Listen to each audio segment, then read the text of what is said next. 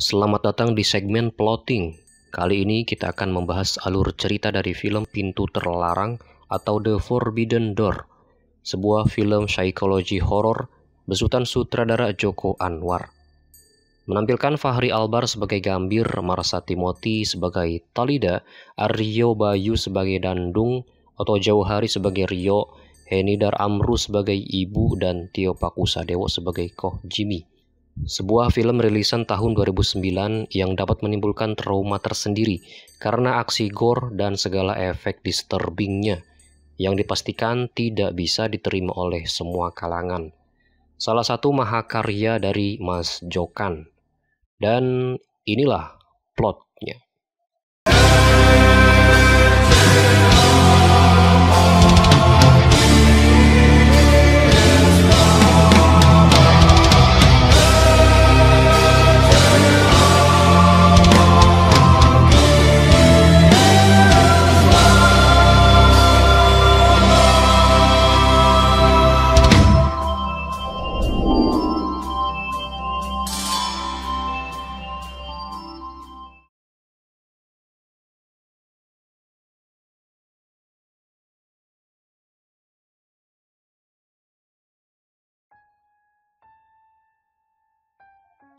Scene diawali dari seorang seniman bernama Gambir yang sedang menggelar pameran patung wanita hamil.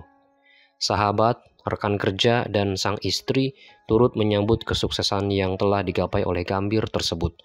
Namun entah karena suasana hatinya sedang tidak enak, di acara akbarnya itu Gambir malah melipir, menyendiri ke sudut ruangan pameran. Di tengah perundungannya, Gambir mendengar sekelompok orang tengah membicarakan karyanya yang diduga hasil body casting. Dan disebut istri Gambir tidak mungkin bisa menjadi model patungnya karena menurut rumor istrinya tidak bisa hamil. Saat dihampiri Talida, momen aneh pun mulai muncul.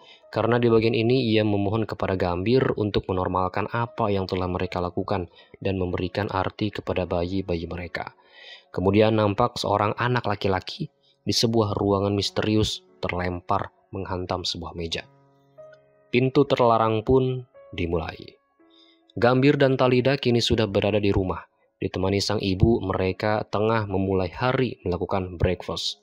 Dan di tengah riuh rendah pagi itu, ibu Gambir secara tiba-tiba membeberkan rahasia anaknya yang cukup memalukan, bahwa ternyata Gambir punya masalah soal kejantanannya.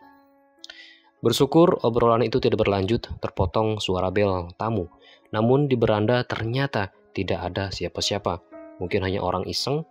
Gambir hanya menemukan sebuah grafiti di lantai bertuliskan, "Tolong saya." Dengan hati yang terus gusar, Gambir mengingat bahwa kesuksesannya ini berawal dari suatu hal aneh yang terus ia lakukan dan cukup mengerikan. Beberapa tahun sebelumnya, saat Gambir dan Talida belum resmi menjadi sepasang suami istri, Talida hamil dan meminta Gambir untuk menikahinya. Namun setelah si jabang bayi digugurkan. Hal ini dilakukan dengan alasan bahwa Talida tidak ingin keluarganya mengetahui bahwa dirinya hamil di luar nikah. Singkat cerita, si jabang bayi pun berhasil digugurkan. Karena syok, bingung, dan juga ada sedikit penyesalan, Talida yang saat itu sedang berada di studio patung milik Gambir pun mengusulkan ide untuk memasukkan janin yang telah diaborsinya itu ke sebuah patung, agar patung nampak lebih hidup. Walau sempat menolak, akhirnya Gambir pun mengiyakan permintaan aneh Talida itu. Dan Viola, patung orang hamil yang berisi bangkai janin itu pun dihargai mahal. Dengan segera Gambir pun ditawari untuk menggelar pameran di galeri Koh Jimmy. Gambir yang awalnya hanya seniman patung biasa, kini menjelma menjadi seniman perlente yang sukses. Kembali ke masa sekarang. Gambir yang masih merenungi perbuatannya itu kembali mendapat sebuah teror telepon. Lagi-lagi dengan pesan, "Tolong saya." Makin gusarlah ia. Sempat bertekad untuk tidak lagi membuat patung wanita hamil, namun sayang tekadnya itu mesti tumbang karena pengaruh sang istri dan juga Koh Jimmy yang ternyata diam-diam telah mengetahui rahasia di balik patung wanita hamil tersebut. Dan ia mengancam jika Gambir berhenti dari pekerjaannya itu, ia akan dilaporkan ke pihak berwajib. Mau tak mau, akhirnya Gambir melanjutkan pekerjaan kotornya itu. Di tengah sibuk dengan pekerjaannya, Gambir tiba-tiba menyadari ada sebuah pintu merah nampak misterius di studio patung di rumah Talida. Pintu itu terkunci. Karena penasaran, ia lalu hendak menghancurkan pintu merah itu. Namun tiba-tiba datang Talida menggagalkan usaha Gambir.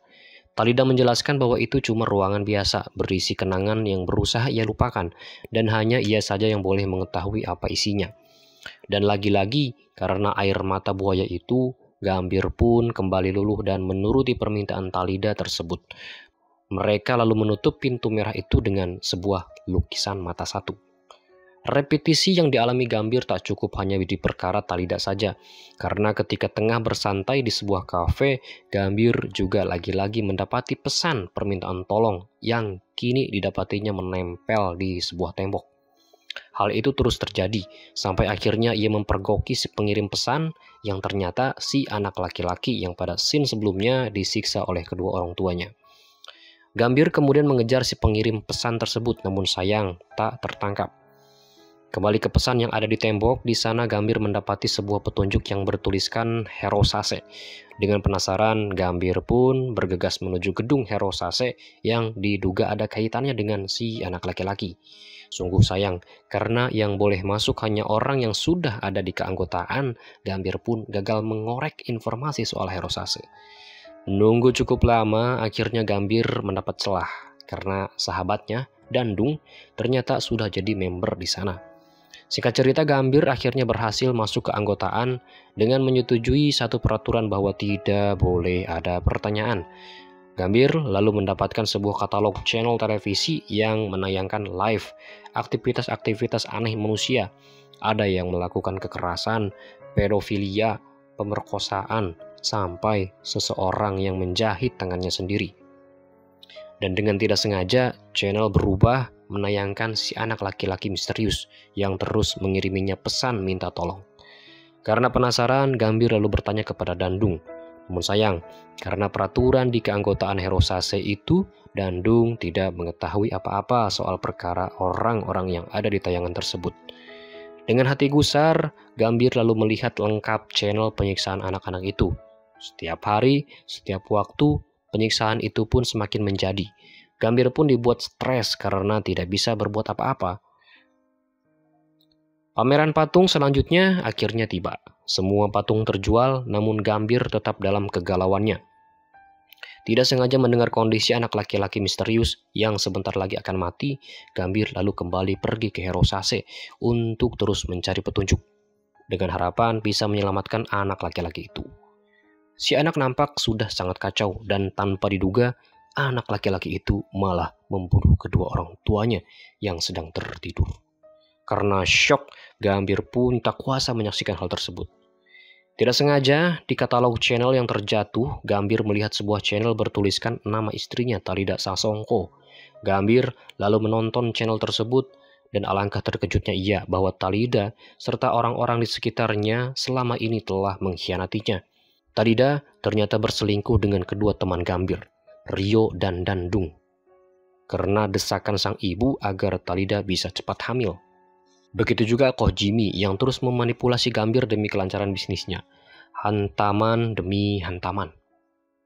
Gambir yang tengah syok dengan segala fakta yang telah ia ketahui itu lalu mengundang semua orang terdekatnya untuk sama-sama merayakan perayaan malam Natal.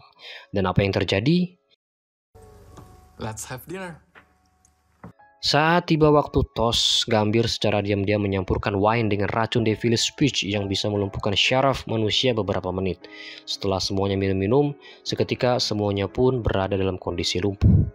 Aksi sesungguhnya lalu dilancarkan oleh Gambir dengan beragam kekecewaan yang dirasakan Gambir selama hidupnya. Darah di mana-mana, kedua temannya, rekan kerjanya, sang ibu, dan terakhir sang istri yang ketika hendak tidur timah panas, Talida mengingatkan Gambir bahwa jika ia mati, maka rahasia di balik pintu merah yang pernah jadi soal itu tidak akan pernah terbuka. Namun sayang, hal itu tidak menyurutkan niat Gambir. Setelah melakukan aksi, Gambir bergegas ke studio patung dan menghancurkan pintu merah itu. Ternyata pintu misterius itu terhubung dengan ruangan si anak laki-laki yang disiksa oleh kedua orang tuanya. Gambir mencari anak laki-laki itu dan seketika Gambir terkejut ketika mengetahui bahwa ibu dari si anak laki-laki ternyata adalah ibu Gambir sendiri. Fakta pun terkuak bahwa ternyata pada dasarnya Gambir dan si anak laki-laki adalah satu orang yang sama. Anak laki-laki yang disiksa oleh kedua orang tuanya adalah masa lalu Gambir, dan semua adegan yang kita saksikan dari awal adalah bayangan atau hasil imajinasi Gambir semata. Karena Gambir yang sebenarnya tengah berada di sebuah bangsal rumah sakit jiwa. Uniknya, semua gambaran imajinasi Gambir disesuaikan dengan orang-orang yang ada di bangsal itu. Dua teman Gambir merupakan petugas kebersihan bangsal, dan Talida merupakan gambaran dari seorang jurnalis yang tengah melakukan riset terhadapnya. Di akhir film, Gambir pun kembali berimajinasi menjadi seorang pastor yang tengah memberikan nasihat kepada seorang suami yang telah membunuh istrinya. Dengan sebuah nasihat, jaga rahasia. Semua orang punya rahasia, jaga pintu itu. Jangan sampai pintu itu terbuka, pintu terlarang. Film ini juga punya kredit scene menampilkan si jurnalis yang baru saja keluar meninggalkan rumah sakit jiwa tempat Gambir berada. Dan di mana nama dari rumah sakit jiwa tersebut ternyata adalah Hirosase. Selain bertabur plot twist dan adegan gore, Mas Jokan juga menyelipkan beberapa Easter egg yang cukup manis. Seperti gambar wanita yang mirip Rose the Riveter, figur propaganda buruh wanita dalam perjuangan feminisme Amerika. Terlihat di beberapa scene jalan raya dengan slogan "Be a good wife, get a job", yang menggambarkan bahwa tokoh istri atau perempuan di film ini akan punya peran penting seperti Talida dan sang ibu yang terus mempengaruhi tokoh utama, Gambir. Ada juga jalan Modus Anomali dan penampilan Rio Dewanto, tokoh utama di film Modus Anomali di scene terakhir. Di scene ini, Jokan juga seakan-akan memberikan kita sneak peek, bocoran dengan begitu manisnya tentang film Modus Anomali yang akan dirilisnya 3 tahun setelah Pintu Terlarang ini dirilis. Apakah dua film ini ada dalam satu semesta? Mungkin saja. Dan Easter egg yang ketiga adalah adegan ketika Gambir menghancurkan pintu merah tersebut, di mana adegan ini mengingatkan kita kepada adegan di film The Shining. Oke, sampai jumpa di pembahasan plotting selanjutnya. Tetap jaga kewarasan. Gue Dandung, salam.